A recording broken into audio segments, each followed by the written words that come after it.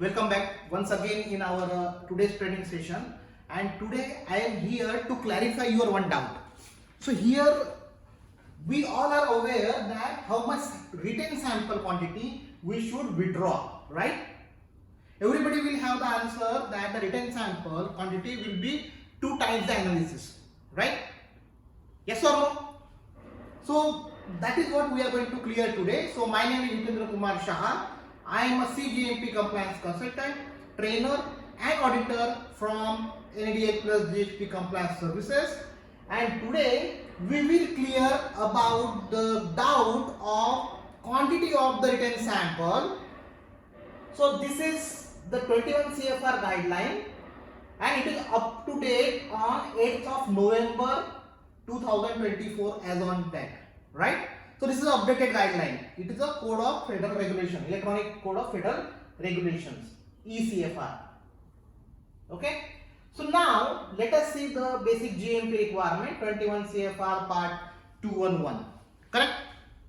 So you all are aware about this 21 CFR Part 211 is the current good manufacturing practices for finished pharmaceuticals, and also for API also the same requirement. Now this requirement is for the products which you are already commercialized. So how you can comply the GMP level in the manufacturing unit, it is explained here. Please remember, please focus with this discussion. You will have some different thought or different information with this training session, right? So this is the 21 CFR, right? You all are aware, or you can go through the guideline. You can. I am also going through the 21 CFR only, and I am now checking the sample requirement. So let us go ahead. Where is the sample requirements?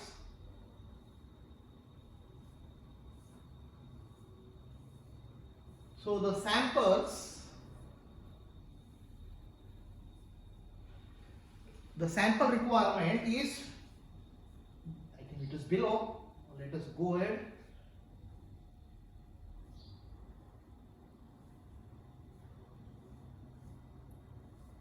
These are all the part of the 21 CFR Part 210 and 211 CGMP for the formulations and the API or drug substances. And now I am just showing you the reference samples requirement. So you can go down, and here what is this? Sample? No, it is not the thing. Samples. I think it is 170. So we'll go ahead directly. Yeah, reserve samples. So this is the requirement. So I am just trying to enlarge if it is enlarged or not. Otherwise you can search in your location also, not a problem. So as per this 21 CFR, reserve samples, right? 211.170. Hope everyone is clear, everyone is able to see this. What is the requirement? The requirement is very clear here.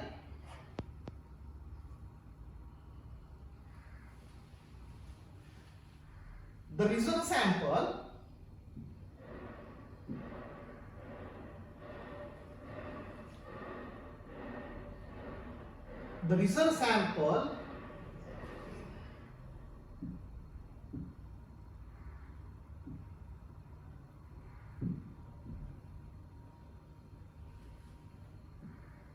consists of at least twice the quantity necessary to perform all required tests except those for sterility and pyrogens.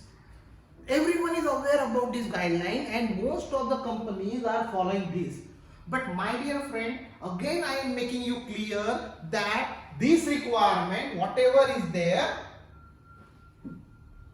this requirement is for the product which are already commercialized, the GMP requirements in your facility. Now I want to touch upon some specific requirements, right? So this is a 21 CFR sub part D, part 314. Okay, you can see here. So what is this? I will just explain you before moving ahead. Okay, 21 CFR chapter 1 subchapter D part 314 314.94, and this is for the content and format of ANDA. So whatever now I am explaining you is, if you are submitting the ANDA, then you are manufacturing the batches for submission of the ANDA, right? So what is the sample requirement for the batches which are submitted to the FDA? That is what will be explained here, because this is the requirement or this is the guideline under the 21 CFR chapter C, subpart C, part 314, right? You are getting my point? Now what is the requirement that I am going to teach here, because most of the companies I have seen that they are not complying this requirement. But yes, fortunately there are some companies they are complying this requirement, but there are a lot of companies they are still not complying this requirement. So I thought that I will discuss this to all of you. Okay, so now this is clear that this is the guideline reference, content and format of an ANDA. So now let us move ahead. Okay, so I am just going down what is the exact expectation of the ANDA here. So you can see here all the requirements are there, chemistry, controls and all. Okay, so these are all the things are there.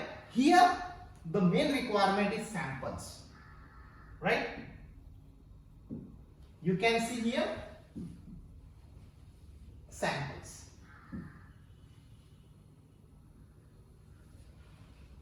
So when you are submitting the ANDA, you have to comply this samples requirement, and you have to comply this requirement 314.50 E1 and E.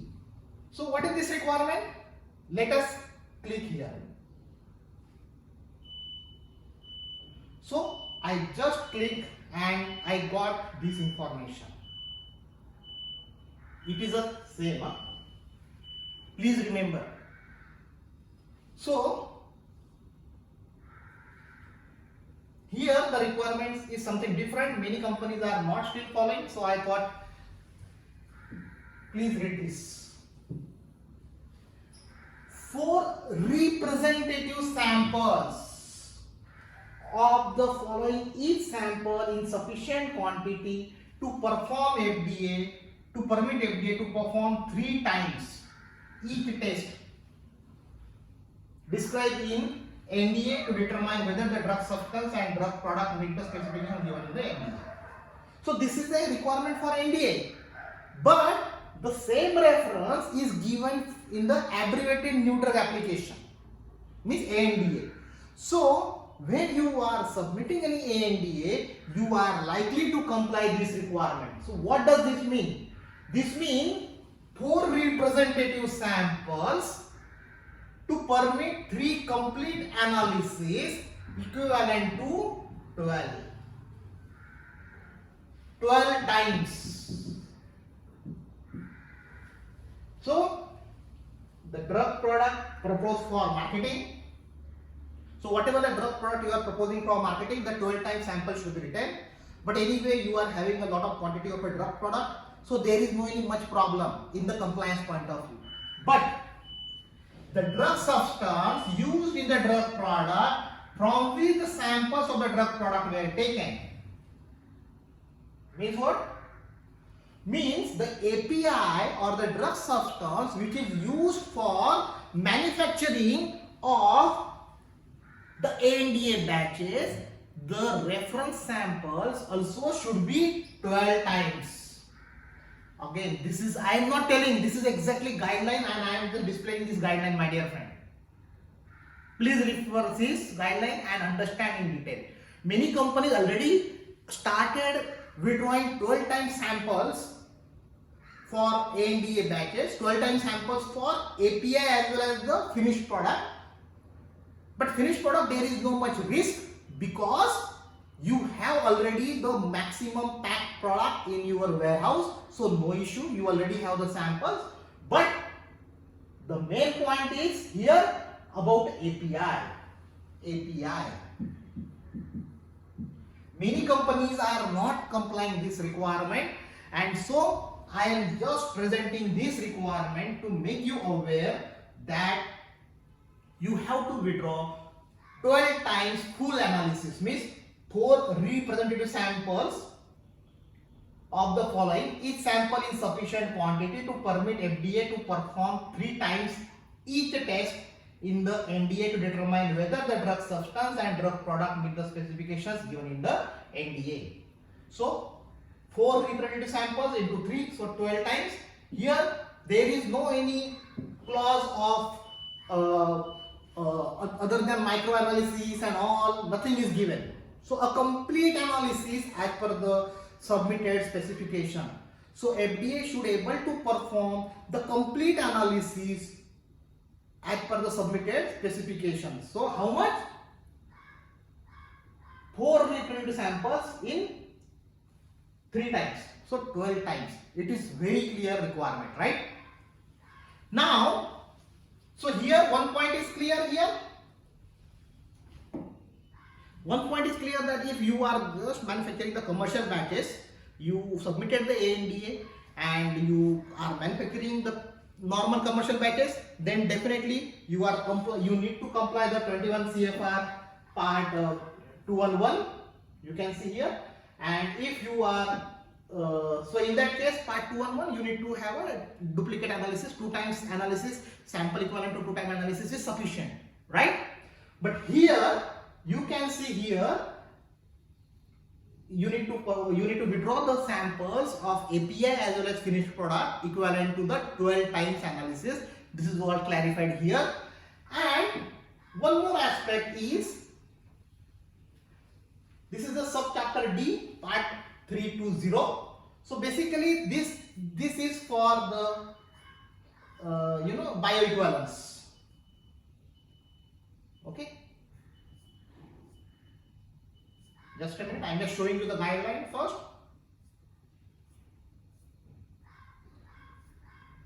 Right. So again, this guideline also 8 November 2024. In US, you need to read 8 November, not 11 August, right? Hope you are aware about this. 8 November 2024 is the updated guideline, and this is the guideline for part 320 bioavailability and bioequivalence requirements. As per this requirement, now what is the expectation? Let us see the samples. Just a minute. I am just going in the guideline, so I don't want to. I am just putting the focus on the exact requirement. That's it.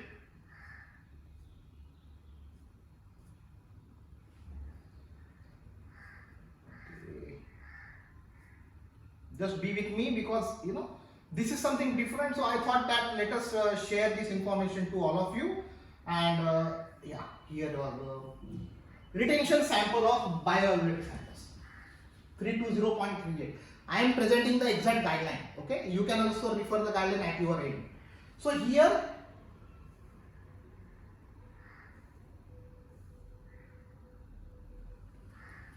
each reserve sample should consist of a sufficient quantity to permit FDA to perform 5 times of all the release tests required in the application or supplemental application. So here the point is, when you are submitting the ANDA, then some particular batch you need to go for the bio study, right? So the batch which is going for the bio study, that particular batch should have at least 5 times analysis. The sample of that particular batch which is you are submitting for ANDA, which is submitting for ANDA but which is a bio batch. In that bio batch, the written sample should be 5 times for analysis. So if you ask me overall to comply the requirement, then it is very clear. If you are manufacturing three lots or 3 batches for ANDA submissions, in that the retention sample of the 3 lots should be 12 times, equivalent to 12 times of the complete analysis for finished drug product as well as the drug substance or API. So API also you have to withdraw the sample for equivalent to the 12 times analysis. Now I understand that this will increase the burden of your cost in your organization and API consumption in your organization, but many companies already started implementing this. So I thought that I will share this all information to all of you.